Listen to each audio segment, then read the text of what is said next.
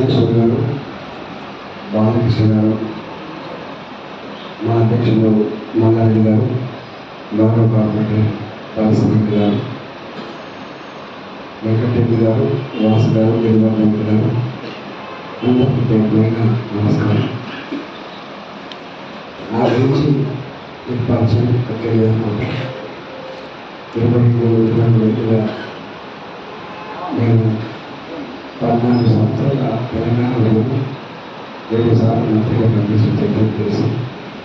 ఇంతమంది పాఠశాల చెప్పినట్టుగా కరోనా వచ్చినప్పుడు ప్రతి నిత్యం ఏదో ఒక దాఖలుగా కోరుకుంటూ ఎక్కువ పంచిన సందర్భం అదే కావచ్చు. 2 నిమిషాలు చెప్పి నేను వేరే కార్యక్రమం కోరుతాను. 13వ తారీఖులో అందరూ కూడా ఎన్నికల ప్రారంభాలు పార్టీ చేస్తారు. ఒకప్పుడు హైదరాబాద్ అంటే ఎవరు ఓటు పంచేవాళ్ళు కాదు, ఇంట్రెస్ట్ ఉండేవాళ్ళు కాదు, ఓన్లీ తక్కువ. కానీ ఈసారి మాత్రం మీరు ఎక్కడ పోయినా ఓడాడు. మీరేమి ధైర్యం కావాల్సి లేదు, మీరు టెన్షన్ పడకండి. అందరం ప్రసారం చేసుకోవాలనుకుంటున్నాం. మన అసెంబ్లీ ఎన్నికలు జరిగినప్పుడే వచ్చే ఎన్నికలు మాత్రం మోడీ గారికి అని చెప్పి అనుకున్నాం. టీఆర్ఎస్ పార్టీ కానీ కాంగ్రెస్ పార్టీ కానీ ఈ విషయం చెప్పి మీరు మమ్మల్ని ప్రెషర్ చేయండి, నెక్స్ట్ నా ఇష్టం అని చెప్పి నాకు చెప్తున్నాను. అందువల్ల విజయం ఖచ్చితమైనటువంటి సభలో ఉన్నప్పుడు కూడా ప్రతి క్షణం ప్రతి రోజు కష్టపడి ఎన్నికలు నిర్వహిస్తున్న గట్టిగా అంటే గెలుపు అంత ఈజీ ఉండే అవసరం లేదు. దయచేసి అందరికీ సీరియస్గా ఇవ్వాలి. 13వ తరగతి వచ్చే ప్రారంభమే కాకుండా ఎవరికి వాళ్ళుగా మన తెలుసుకుంటారో మన చెప్తాను, అందరి దగ్గర చెప్తామని చెప్పి కోరుతాం.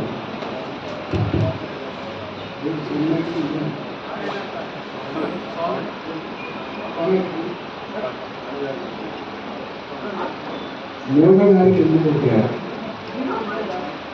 ఈ 10 ఏళ్ల కాలంలో 10 సంవత్సరాల కాలంలో ఆయన మాటల కంటే కూడా ఆయన పని ఎక్కువ మాట్లాడింది. ఒకటి కాదు, 2 కాదు. ఈ దేశానికి క్రానిక్గా ఉన్న ఇష్యూస్ ఎప్పుడు వేల కోట్ల రూపాయలు ఖర్చు పెట్టి వందల మంది వేల మంది సైనికులు పోగొట్టారు, వేల మంది అమాయక ప్రాణాలు కూడా అనిపెట్టి అన్నాడు జమ్మూ అండ్ కాశ్మీర్ కాపాడుకోవాలని తెలిసారు.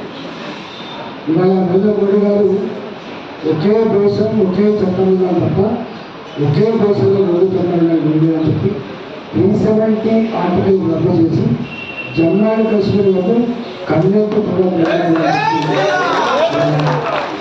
జమ్మూ అండ్ కాశ్మీర్ని ఒక హైదరాబాద్ లాగా, ఒక ఢిల్లీ లాగా, ఒక గొప్ప పర్యాటక ప్రాంతంగా ఇలా రూపొందించే రోజుల్లో ఉన్నారు. రెండవది, ఒకనాడు దేశంలో టెర్రరిస్ట్ అటాకులు అనేక వార్తలు చూసేది. హైదరాబాద్లో స్లీపర్ సెల్స్ ఉన్నాయి, ఎప్పుడు ఏమైతే పేరు వస్తున్నది అనేటువంటి దాంట్లో నరికిపోయి మనం కళ్ళారా చూసాం. ఈ హైదరాబాద్లో అనేక మంది అమాయకులు చనిపోయే విషయం.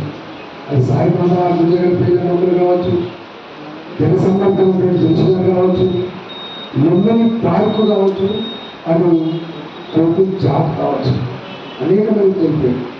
ప్రతి షాపులో మెటల్ డిటెక్టర్లు లేకుండా షాప్ లేవు. ఒకరో ఇద్దరు సెక్యూరిటీ సిబ్బంది ఉంటే తప్ప షాప్ లేని పరిస్థితి. ఈ 10 ఏళ్ల కాలంలో దేశంలో ఎక్కడ కూడా టెర్రరిస్ట్ అటాక్ లేకుండా సామాన్యులను చంపే అధికారం ఎవరికి లేదని పడతామని చెప్పి ఈ దేశంలో ప్రపంచంలో ఎక్కడ జాగ్రత్తగా కూడా ఉండిపోయిన పరిస్థితి అని చెప్పి వాళ్ళ సింహాసక్రంగా నాయుడు మోడీ గారు ప్రపంచంలో కూడా ఒకప్పుడు భారతదేశం కూడా చాలా చిన్న చూపు ఉంటుంది. ఈ దేశంలో అమెరికా అయితే మన ప్రెసిడెంట్ ఆఫ్ ఇండియా అబ్దుల్ కలాంని అవమానపరిచింది. మోడీ గారు మిసైల్ గారు రిజర్వ్ చేసింది అమెరికా. అట్లాంటి అమెరికా ఇవాళ మన మోడీ గారు అమెరికాకి రెడ్ కార్పెట్తో స్వర్ణపత్రంలో వేస్తారు. కానీ వాళ్ళ పార్లమెంట్లో మాట్లాడించుకోండి. వాళ్ళ సెనటను మనమైతే మోడీ మోడీ అంటున్నాము లేసి సపోర్ట్ కొట్టి మోడీ అనేటువంటి స్థాయికి తెచ్చినటువంటి దేశం ఆ నాయకుడు మోడీ గారు.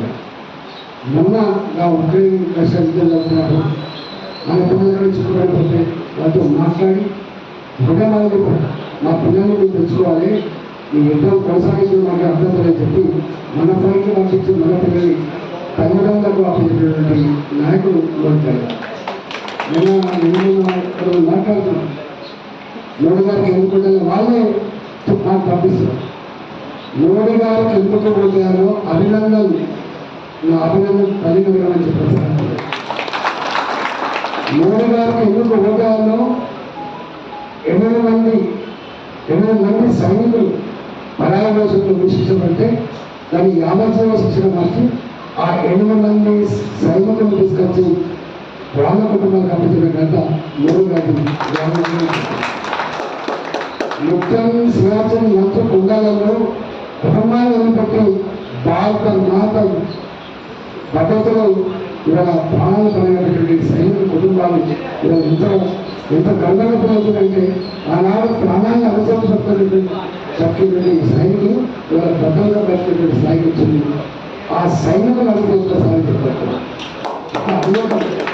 ఎక్కడ డెవలప్మెంట్ ఆస్పెక్ట్లో చెప్తే ఒక 2 నెలల చెప్పిన కూడా వాళ్ళు సోషల్ మీడియాలో వస్తూ ఉన్నాయి. కాబట్టి మోదీ గారు ఈ పదవుల్లో 65 సంవత్సరాల స్వతంత్ర భారతదేశంలో మోడరేషన్ కావచ్చు, వందే కావచ్చు, రైలు కావచ్చు, ఒక్కటే చెప్తా 65 సంవత్సరాల కాలంలో all India institute of medical sciences ఒకటి జవహర్లాల్ నెహ్రూ గారు స్థాపించింది, ఒకటి వాజ్పేయి గారు స్థాపించింది, మరొకటి మన్మోహన్ సింగ్ గారు స్థాపించింది.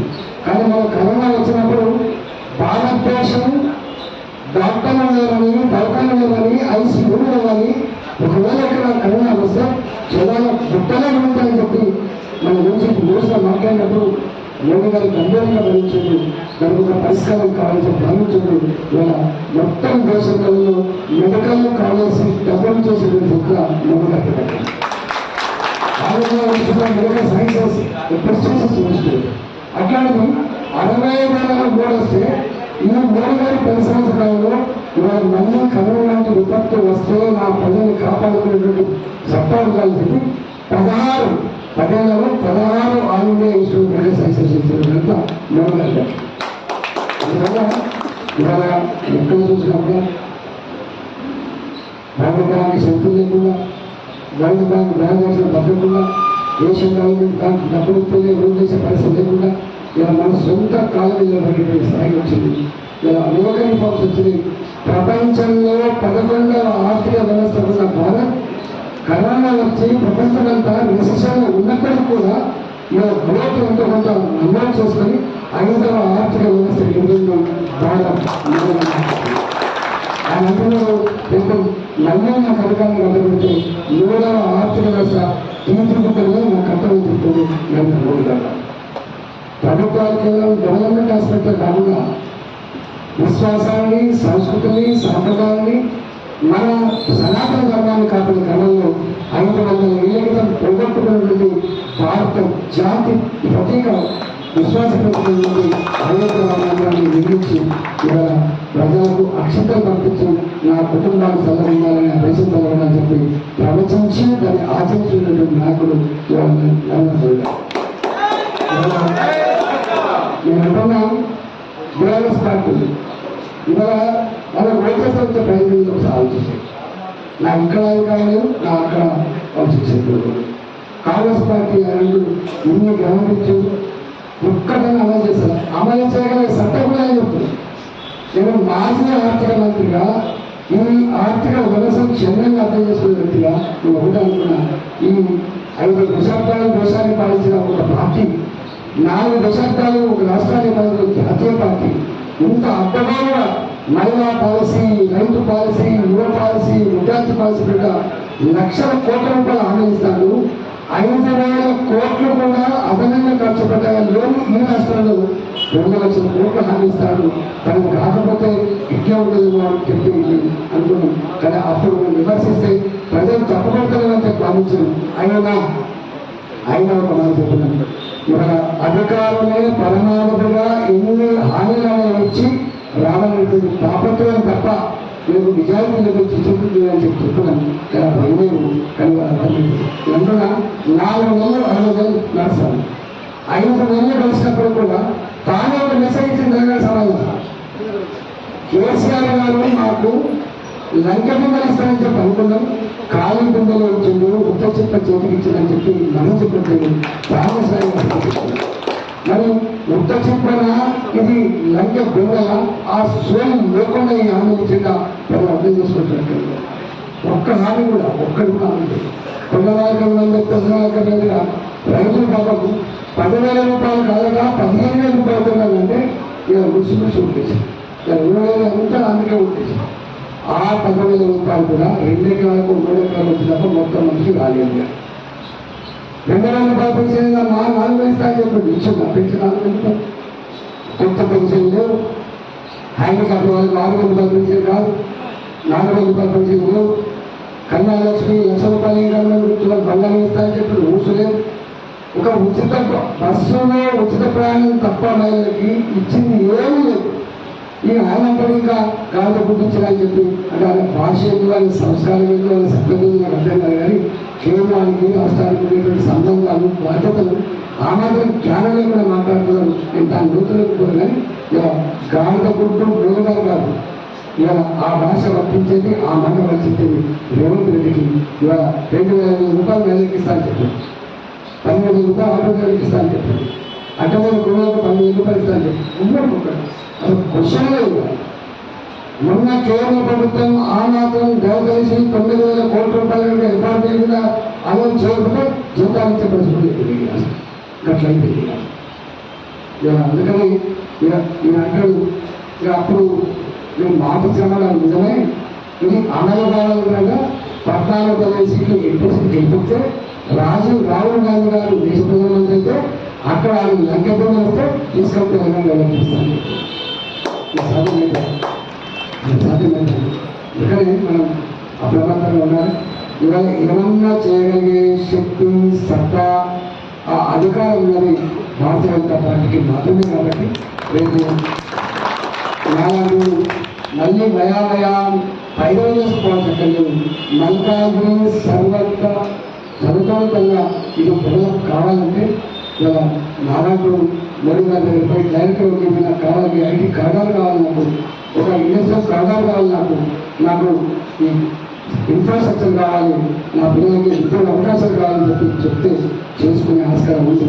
ఇవాళ మన గొప్పల్లి సైడ్ ఒక మెట్రో రైలు కావాలనేటువంటి డిమాండ్ అయితే ఈ మొదలుగా చేసి మనం చేసి తప్ప చేయదు. కాబట్టి మల్కాజ్గిరిని అన్ని రంగాల్లో అభివృద్ధి చేయటువంటి బాధ్యత మా చేతుల్లో పెట్టమని చెప్పి మీకు అర్థం చేసి టీఆర్ఎస్ పార్టీ అభ్యర్థి, కాంగ్రెస్ పార్టీ అభ్యర్థి వాళ్ళ భాషలు, వాళ్ళ అనుభవాలు, వాళ్ళ కమిట్మెంట్ ఏందో, వాళ్ళ ప్రభుత్వాలు చెప్పాల్సి అక్కడ లేదు. కాబట్టి దయచేసి కమలాపూర్ గుర్తులు తెప్పించాలని చెప్పి ప్రభుత్వం